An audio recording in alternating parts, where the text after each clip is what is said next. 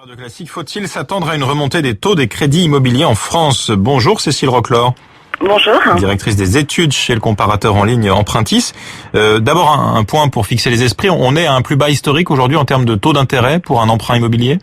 Oui, clairement. On a eu des baisses successives pendant ces 18 derniers mois. Et donc aujourd'hui, depuis les années 50, on n'avait pas connu des taux aussi bas de crédit immobilier. Historique. Donc plusieurs banques ont commencé à relever leurs taux. C'est le Figaro qui le relevait cette tendance hier matin. Est-ce que c'est précurseur, selon vous, d'un mouvement plus général?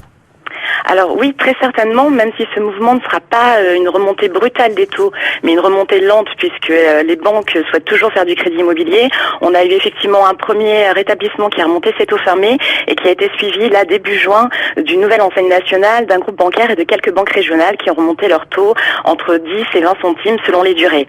Donc effectivement, on devrait aller vers un mouvement de remontée lente des taux de crédit immobilier, mais qui resteront toujours très bas puisqu'on est à des niveaux tellement historiquement bas que cette remontée ne sera pas significative et ne devrait pas bloquer le marché de l'immobilier. Quels sont les facteurs qui influencent aujourd'hui l'évolution à la hausse ou à la baisse des taux des crédits immobiliers?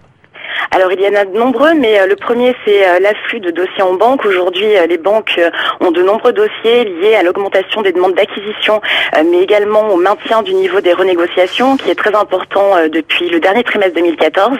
Donc elles ont une volonté de limiter l'afflux de nouveaux dossiers pour gérer le stock existant.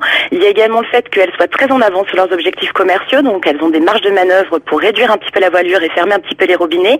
Et puis il y a également le coût du crédit, puisque l'OAT, qui est l'indice de référence du marché, a augmenté significativement au mois de mai, même s'il s'est stabilisé à présent, et ceci impacte les taux d'épargne qui rentrent dans le coût du crédit immobilier pour les banques.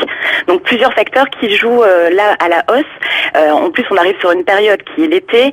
L'été, il y a des vacances, même dans les banques, et donc du coup, pour épurger un peu le stock, elles préfèrent un peu réduire la voilure et pouvoir gérer les dossiers qui sont déjà en stock. C'est assez étonnant ce que vous nous dites finalement sur les banques qui ont trop de demandes de crédit et qui augmentent les taux pour réduire la demande de leurs clients. C'est presque...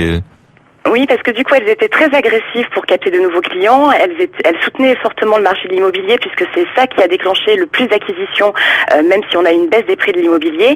Elles étaient vraiment en soutien du marché. Et là, aujourd'hui, elles souhaitent pouvoir gérer un petit peu mieux le stock, gérer un peu l'afflux de dossiers. Et c'est un des leviers, plutôt que de restreindre les critères d'accès, de couper des durées ou d'être plus sélectif sur les profils. Elles préfèrent jouer sur des marges qui sont très limitées, puisqu'on a une moyenne d'augmentation qui est de 15 centimes sur toutes les durées. Elle préfère jouer sur ce facteur-là plutôt que de resserrer les critères, ce qui est plutôt bon pour les ménages modestes. Donc si on se résume, Cécile Roclor, pour tous ceux qui se tâtent encore avant de se lancer dans l'achat d'un bien immobilier ou la renégociation d'un crédit, on leur conseille de ne pas se précipiter.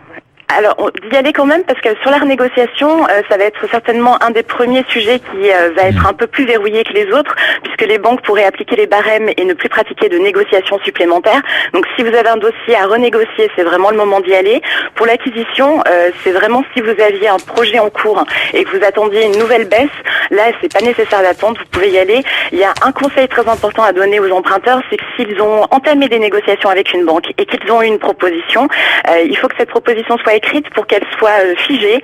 Un taux proposé verbalement n'est pas bloqué, donc vraiment se hâter d'avoir un accord de principe de la banque pour verrouiller le taux qui leur a été proposé. Eh bien, merci pour ces précieux conseils pratiques. Cécile Roclor, directrice des études chez Empruntis. Merci d'avoir été en ligne ce matin.